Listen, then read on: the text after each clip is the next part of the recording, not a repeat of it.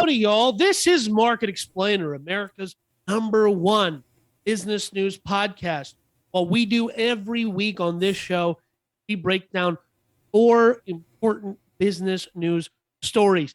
We're going to move on to this last story, but before we do that, I want to tell you about workathomstuff.com.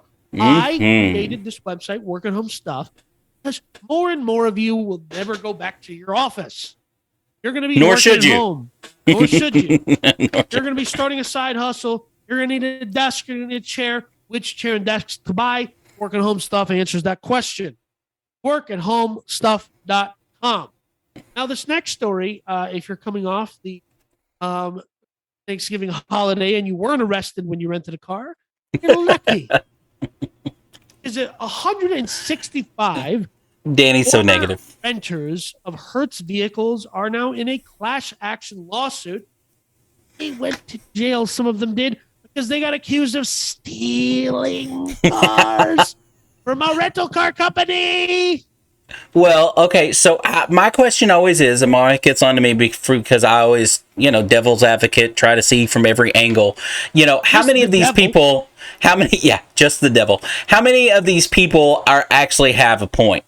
Because again, and I've said this before on this podcast, my brother-in-law was a manager for Enterprise for a lot of years, and he would tell me these horror stories because I would think as a normal person, I rent a car, I take it back. I know that if I don't take it back, I'm going to keep getting charged. They're going to ultimately find whatever, because to me, that's logical. However, he would tell me over and over about these horror stories about how people would rent cars and just not bring them back. So I worked at a logistics center for one of the big majors, and it's actually one company that owns 3 separate brands. And at any given time, 10% of our fleet was missing, or unaccounted for was the phrase that they would use. And one time they called up, and I worked in the logistics division of the business. They said, okay, we tracked down 15 of the cars. It turns out somebody worked for one of the other rental companies, realized that there was just cars with keys in them that were not well tracked. And they all pull into the exact same bay at the airport. Mm-hmm. Here and there would take a car off the lot, go and park it in the cell phone lot, and have one of his buddies drive it to his house. He had, I think, 10 or 15 cars parked on his lawn from various rental car companies. He was just renting them out for 10 or 15 bucks a week. Buddies in the neighborhood. And another time they called us up and said, hey, here's a car that had been missing for quite some time. Police returned it to the location that was on the rental agreement. Mm-hmm. You need to go pick it up because it had a 45-inch TV in the back.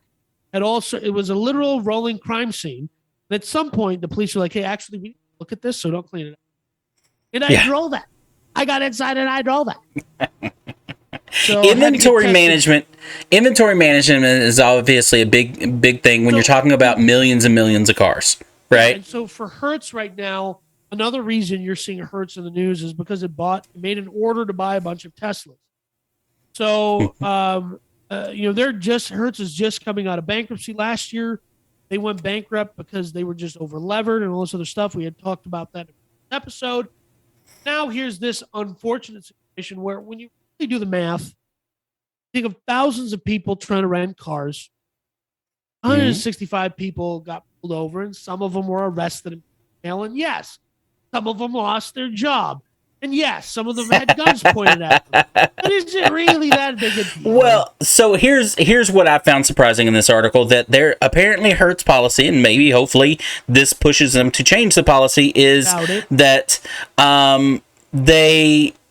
if they report you to the police, which is what you do when because if you're supposed to bring the car back on Tuesday and you don't, that's considered theft of an auto vehicle, right? They report that to the police.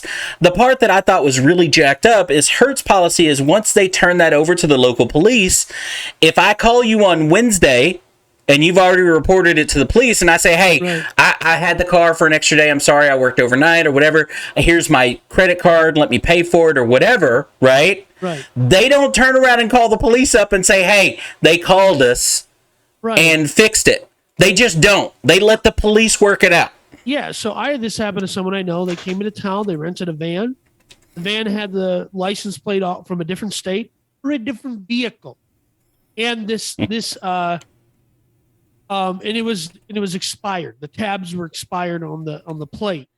This my friend got pulled over. Cop said, not only are these, he shows them the rental agreement and he goes, all right. He said, here's the problem.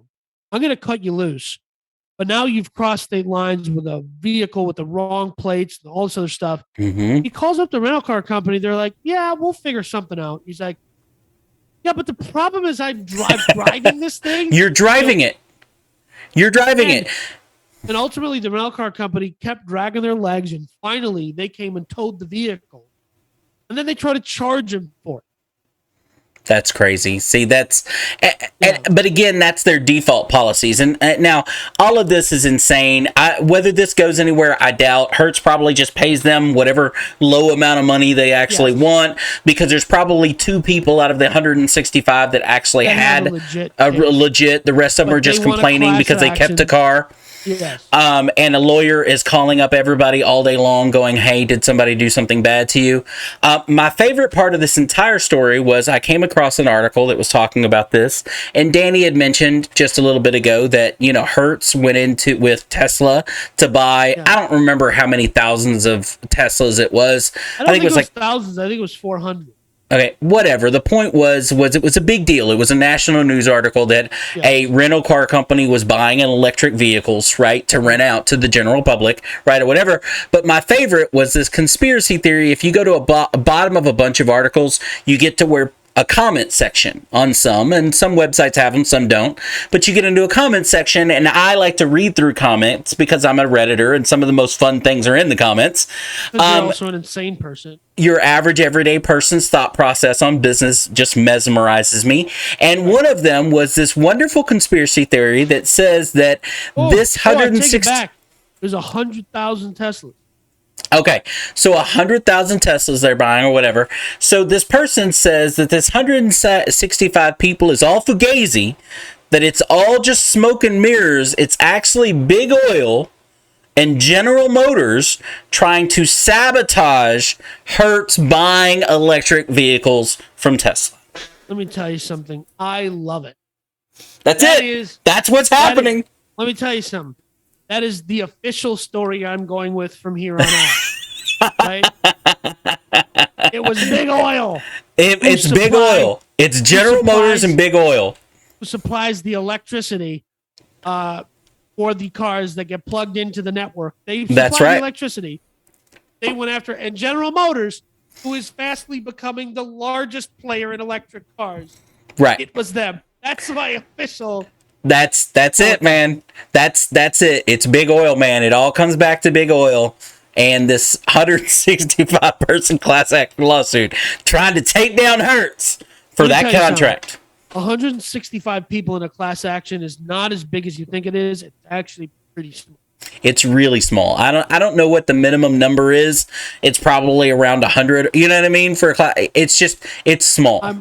I have won. I have been in 2 or 3 class actions that have won. There was hundreds of thousands of us in one, and then there's several thousand in the other. I think I got $50 all around. Well, if you have a TikTok account, you were just involved in one, and you ended up with like 70 cents per person in that class action lawsuit. So that's awesome. You should have definitely got an email if you're on TikTok, which Danny's not. Market Explainer is, but if you did, right. You got like 70 cents, with your class action lawsuit. So there you go. Well, does that conclude our show? Should I get to the tip of the week? That does conclude our show. What is your tip of the week? My tip of the week, that if Karl Marx was alive today, he would run and operate an extremely mediocre flat earth YouTube channel. My tip of the week. Oh my God. I don't know how we're going to do this anymore, but we'll see you next time, folks. You don't have a choice. You're locked in. We're married. He said it. Well, he said it. Yeah, good luck, people. See you at episode 50.